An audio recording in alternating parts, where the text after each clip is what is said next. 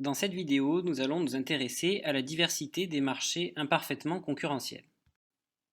Le marché concurrentiel repose sur plusieurs hypothèses de fonctionnement qui permettent d'expliquer l'existence d'un prix d'équilibre et d'une quantité d'équilibre. Ces hypothèses sont celles de la concurrence pure et parfaite. Il existe 5 grandes hypothèses. L'atomicité tout d'abord, c'est-à-dire qu'il existe un grand nombre de demandeurs et d'offreurs sur le marché. L'homogénéité du produit, c'est-à-dire qu'un produit unique est vendu sur le marché.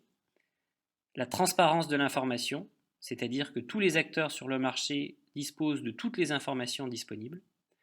La fluidité, qui renvoie à l'idée que les demandeurs et les offreurs peuvent entrer et sortir librement du marché. Et enfin, la mobilité des facteurs de production, qui peuvent être réutilisés à tout moment dans d'autres productions. Si ces conditions sont respectées, la théorie montre que le marché atteint une situation d'équilibre. Par ailleurs, dans le cadre du marché concurrentiel, les entreprises sont dites preneuses de prix, ou encore price taker. Cela signifie que le prix d'équilibre s'impose à elles. Elles ne peuvent donc pas agir sur le prix de vente de leurs produits. Dans la réalité, les marchés ne réunissent jamais toutes les conditions qui permettraient de les considérer comme parfaitement concurrentiels. Ils souffrent de ce que les économistes appellent les imperfections de la concurrence. Ces imperfections proviennent du fait que les conditions de la concurrence pure et parfaite sont très rarement respectées. Il peut ainsi y avoir présence d'un nombre relativement limité de producteurs, ou encore des produits non homogènes, c'est-à-dire qu'il y a une différenciation des produits, ou encore une information qui est imparfaite. On peut ainsi distinguer 3 modèles principaux de structures de marché.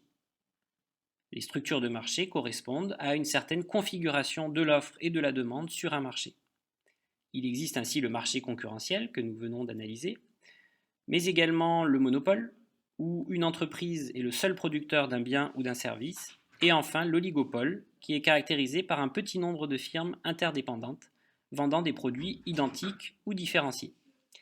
Il existe ainsi une variété de structures de marché. Il y a en plus du marché concurrentiel les monopoles et les oligopoles. On parle de monopole pour désigner une structure de marché dans laquelle une seule entreprise fait face à un grand nombre de demandeurs. Dans ce cas de figure, l'entreprise est en mesure d'imposer son prix de vente aux demandeurs. Bien souvent, ce prix de vente est supérieur au prix d'équilibre qui aurait dû exister dans le cadre d'un marché concurrentiel, ce qui a tendance à pénaliser les demandeurs en entraînant une réduction de leur pouvoir d'achat.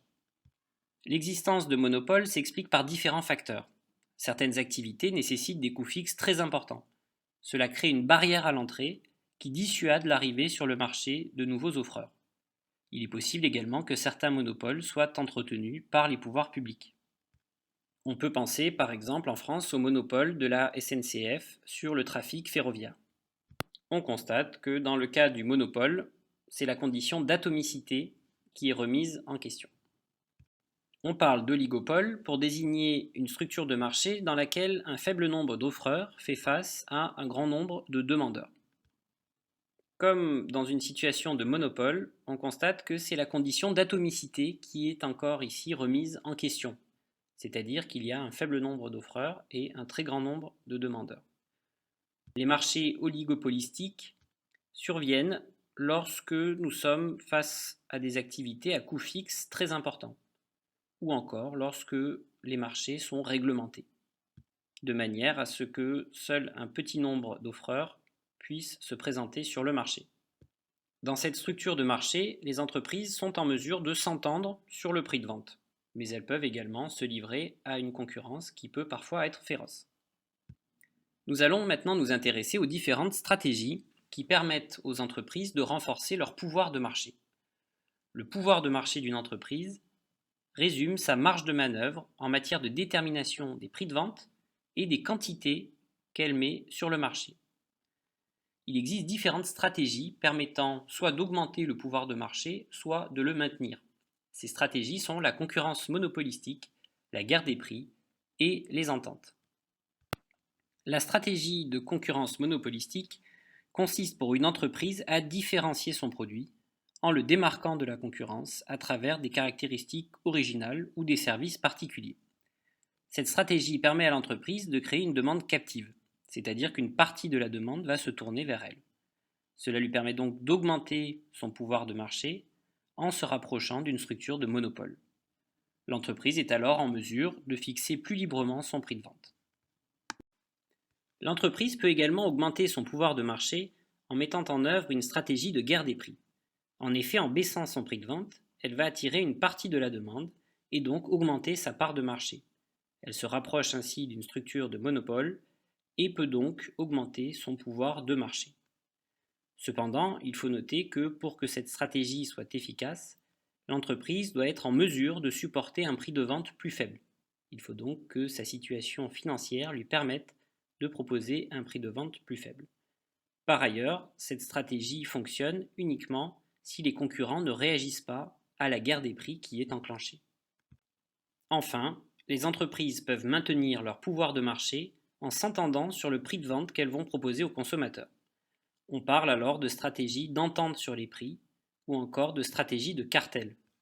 Ce type de stratégie est assez fréquent sur les marchés de type oligopolistique.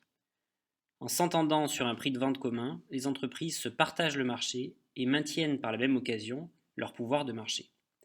Bien souvent, ce prix commun est supérieur au prix d'équilibre qui aurait prévalu dans une situation de concurrence pure et parfaite, ce qui se fait au détriment du consommateur. Afin de remédier aux imperfections de la concurrence et à leurs conséquences sur les consommateurs, les autorités de régulation de la concurrence se voient confier la tâche de prévenir les pratiques anticoncurrentielles. Elles empêchent ainsi certaines fusions d'entreprises afin d'éviter que certaines entreprises aient un pouvoir de marché trop important.